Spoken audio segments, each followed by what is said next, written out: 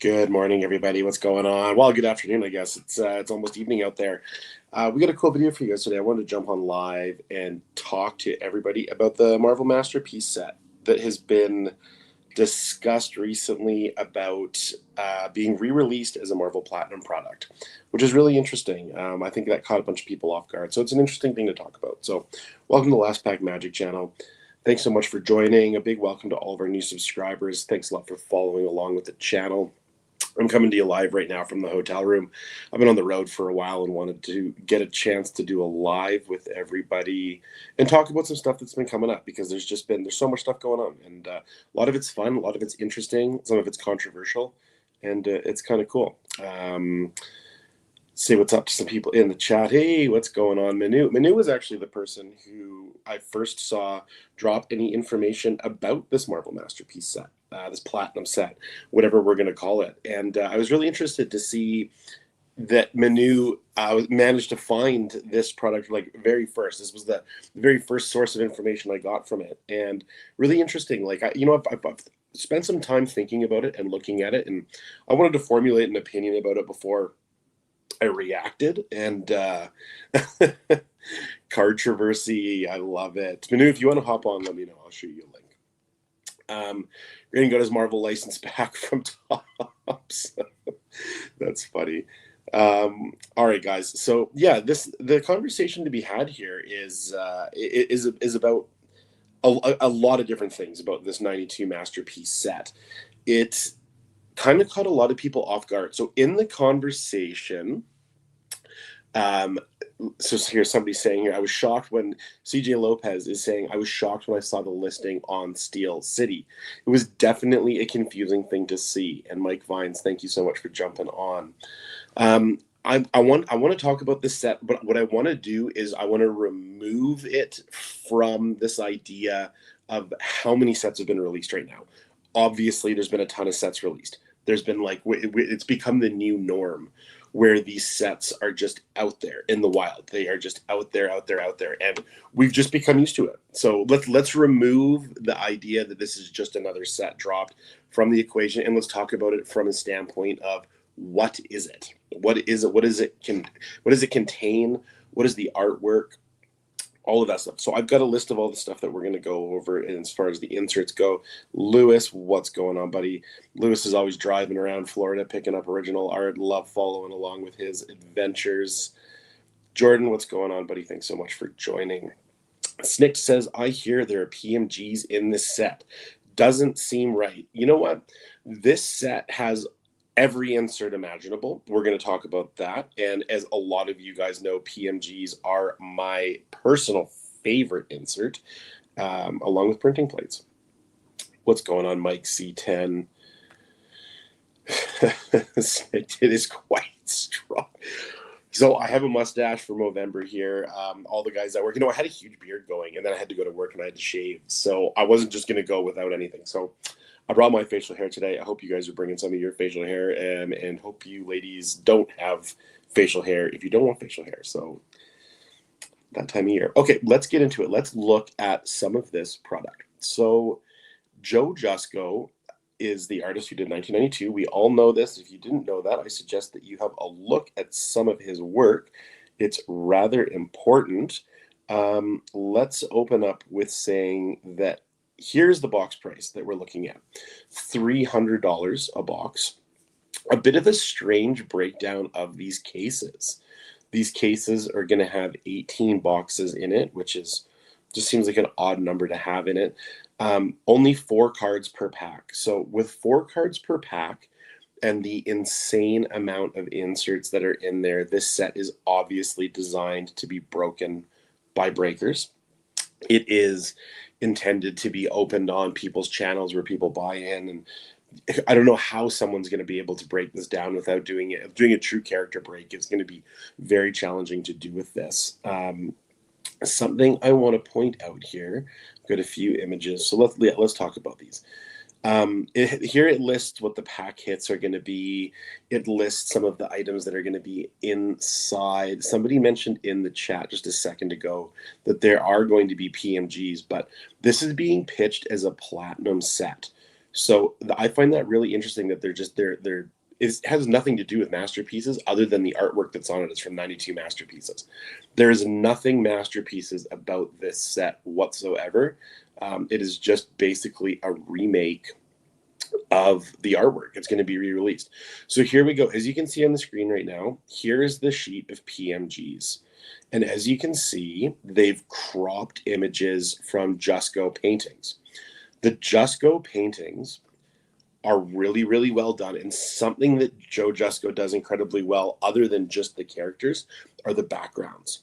And we've seen this before where Upperdeck has used images to use on PMGs, and they have not been cropped well. So I'm really interested to see what the final product looks here. Because like just like the one here, like let's look at the Spider-Man one. This Spider-Man PMG has all of that webbing there around it, which is in the original painting, and they've removed the black. Like some of these are going to be very, very challenging to crop out portions of it and make them look good at all. It's going to be a real challenge to make it look as though it's natural and get enough of that like color in the background for the PMGs. These ones that they're showing here are good examples of it, but like let's keep in mind they're like, let's use the Sabretooth card as an example. There's a moon in the background and he's kneeling on a mountain. It's going to be a very challenging card to turn into a PMG. We've seen in the past with X-Men Metal and some where they've cropped images and there's like this little itty bitty corner that has some green in it and it's a green PMG. I'm really hoping that we don't see that here. Just low comic books like this volume 3 of Joe Jusko masterpieces, Mike Vines is saying. Something worth noting about this set, I know a number of people were wondering if Joe Jusko was a part of it. And I'm going to just bring up a little bit of a Facebook post here where Joe indicates that he was not aware of this happening. So everyone's always like, when MM16XL came out, we were all wondering if Joe Jusko was a part of that.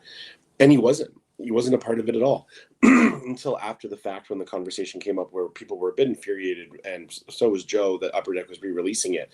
And now we have another re-release with the exact same parameters with Joe not being consulted about it. The writer says, very, very weird, but I understand why they are doing it. Upperdeck is just wanting to make money before it ends. I mean, all of these products are, you're absolutely right, writer. So all of these products are released with the purpose of making money.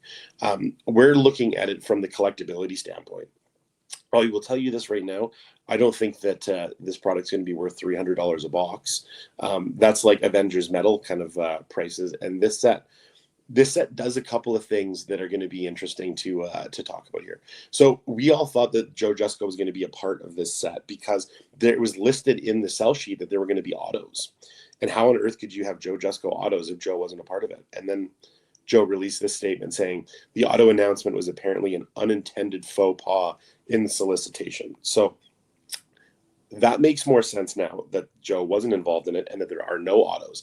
So I guess that's going to be one of the only inserts that you are not going to see in this product is going to be the autos. So what the writer was saying there is that he feels like this is going to be a little bit of a money grab. What does this do to Marvel Platinum? So Marvel Platinum was a very unique set that came out this year. It was a very tradable, very breakable set that people were collecting. But part of what it had going for it was that it was a one-off. It was unique. There was only one. And now all of a sudden they're going to be releasing the second one.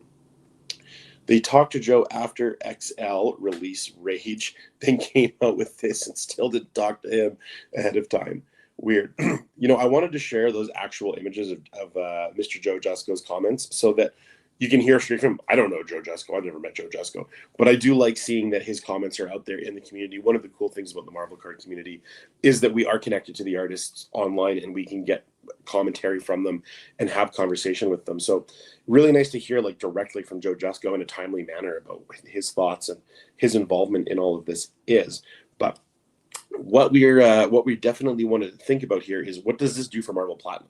So Marvel Platinum being a one-off and having some very high prices, having some prices that maintain some value for a while there, what is this going to do to it? So I saw some people that were wondering about how a 92mm release might affect the cost of actual 92mm graded slabs. I disagree with that. I don't think that this is going to have anything to do with that. This set is probably going to look so much different than all of that. It's going to be in a way unrecognizable. But what I do think this does is it takes away from Marvel Platinum.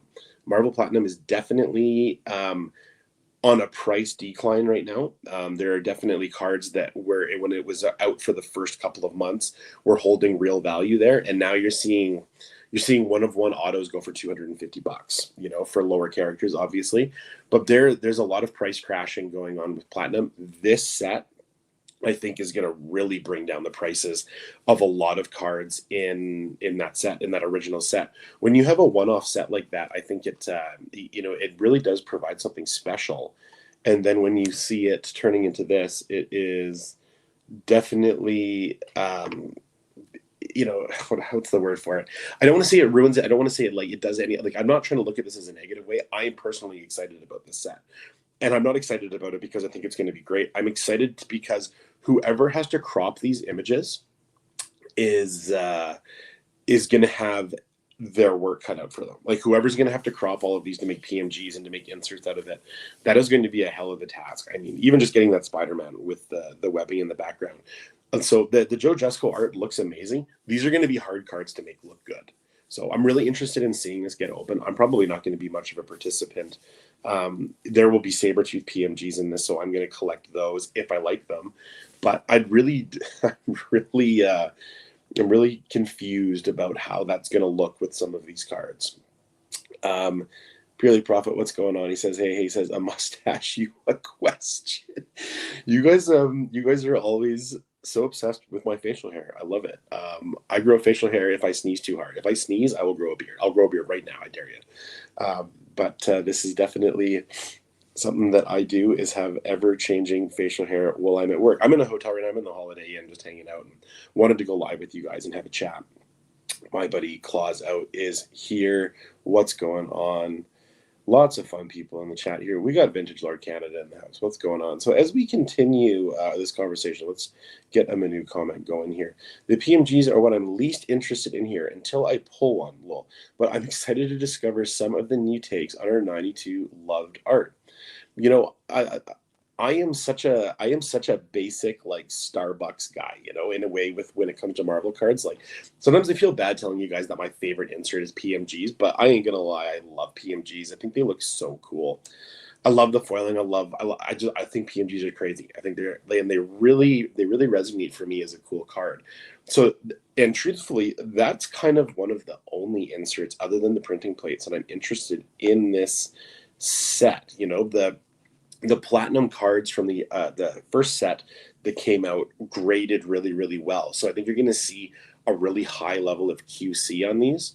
I suspect I will be mad about a bunch of the designs, but will likely find some very pleasant surprises.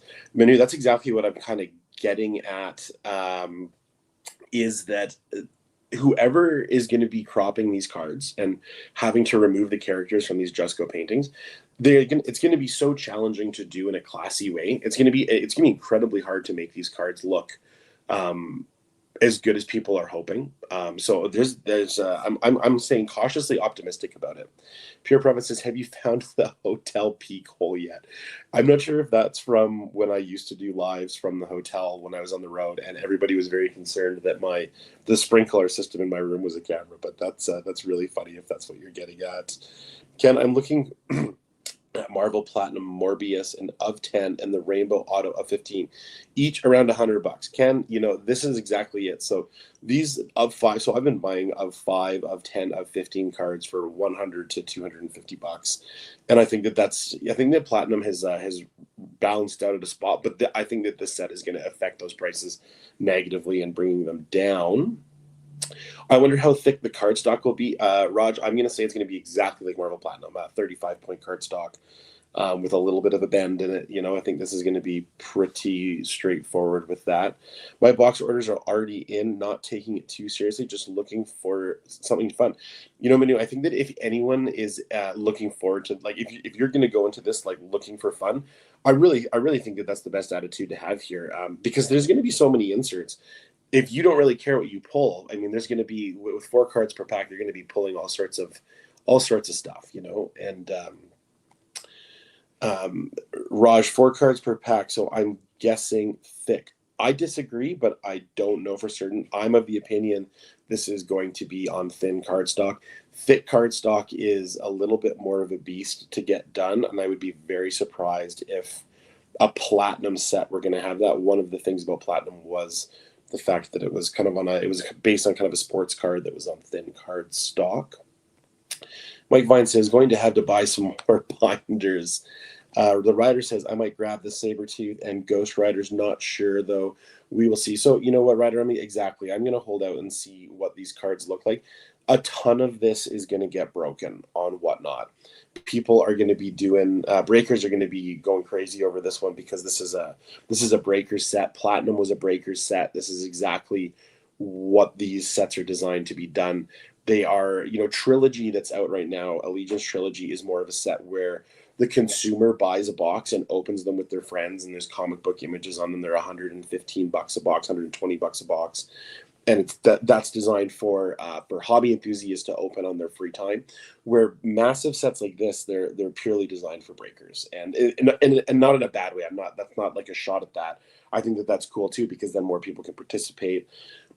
Something that we're seeing right now with the mass amount of sets that have been released is that there are products sitting on ePack that have gone stale, and that people can't complete the ePack achievements because there's no one opening it. And the one I'm thinking of is Flair Ultra Midnight Suns, Marvel Anime 2, Flair Ultra Wolverine. A lot of these sets have slowed to a crawl as far as opening goes. So, a physical release like this you'll be seeing this broken on Whatnot. So much of the amazing art of 92. This celebrates that. I think that it makes 92 even more desirable as the original. I like that opinion. I like that opinion a lot, actually, because I've been sort of wondering what my take is on how this affects 92. And I'm going to go out and say that I don't think this affects 92 at all. We're talking about like a 35-year gap, in these sets. So I really don't think that this has any effect on 92. It still stands as a classic, as a masterpiece, as the first masterpieces. I'm thinking of this set that's coming out here in December as a platinum set. And that's it. Like, it's platinum 2, and they're just, instead of doing any other art, they're just copying it. Again, too many products released. I'm still putting together the Midnight Suns semi-master set. Too much product, not enough dollars. 100%. There's a ton of stuff coming out right now, and we've all gotten sort of used to it, where in the beginning, when all of this was happening, it was just so crazy. There was just so much happening, so much being released, and now it's become the norm. So we all get to collect what we want, and we'll all have to be patient. We can't grab it all right now. Something that all these releases have done is made character collecting have to change, in the sense where so many people were used to being completionists. That's done. There's no such thing as that anymore. Trying to be a completionist, you'll have to pick a set to be a completionist. That's pretty much impossible at this point, to have every card up until 2024. And I don't really see that as being an option anymore.